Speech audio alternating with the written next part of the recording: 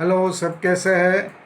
Corona की महामारी में जिंदगी जैसे थम सी गई है और मौत की आवाज़ कानों में हरदम सुनाई देती है। सब लोग डरे हुए हैं। इस डर और इस महामारी के समय में क्या हम आनंद नहीं बन सकते?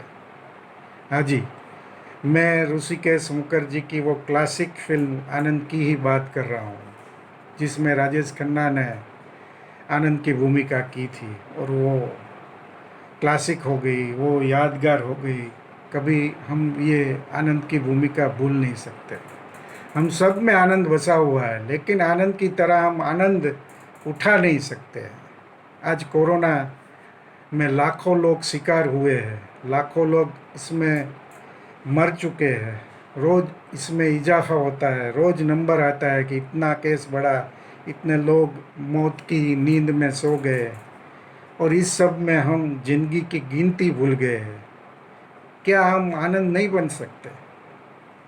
या तो फिर आनंद फिल्म की तरह मोरारी, जयचंद, रेणु या कुसुम या भास्कर बनर्जी बन के रह जाएंगे?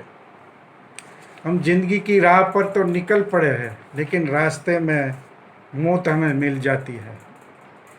कई लोग अपने ज़िंदगी के आखिरी पलों में हैं, कोई वेंटिलेटर पे है। वो मरना नहीं चाहते, वो आनंद की तरह जीना चाहते हैं। हमने तरक्की तो बहुत की है, मोटर गाड़ी बना ली, प्लेन बना लिया, कंप्यूटर बनाया, रोबोट बनाया, रॉकेट से लेके उपग्रह तक हम पहुंच गए। कई जंगें भी हमने लड़ी है और जीती भी है। विज्ञान, आधुनिक विज्ञान बहुत आगे निकल गया है। हमने क्लोन भी बना लिया है, लेकिन मौत से, महामारी से हम जीत नहीं सके।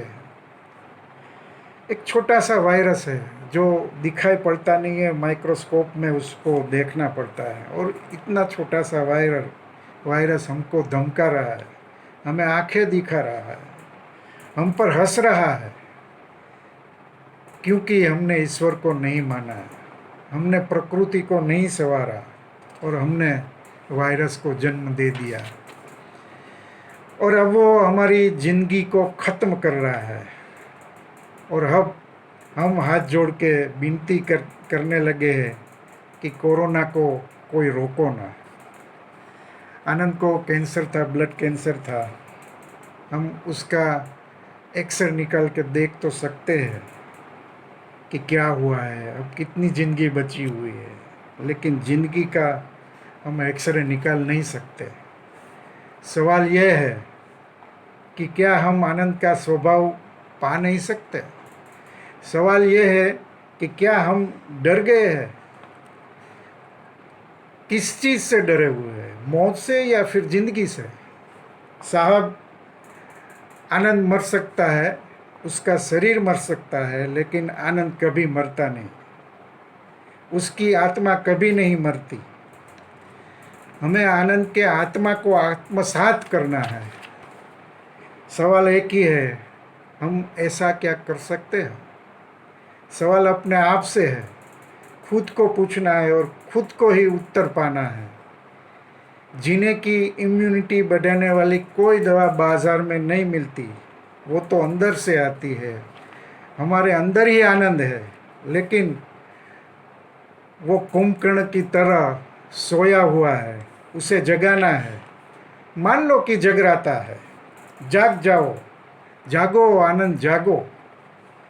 मृत्यु को आना होगा तो आएगा, लेकिन हम जीने का आनंद क्यों खोए?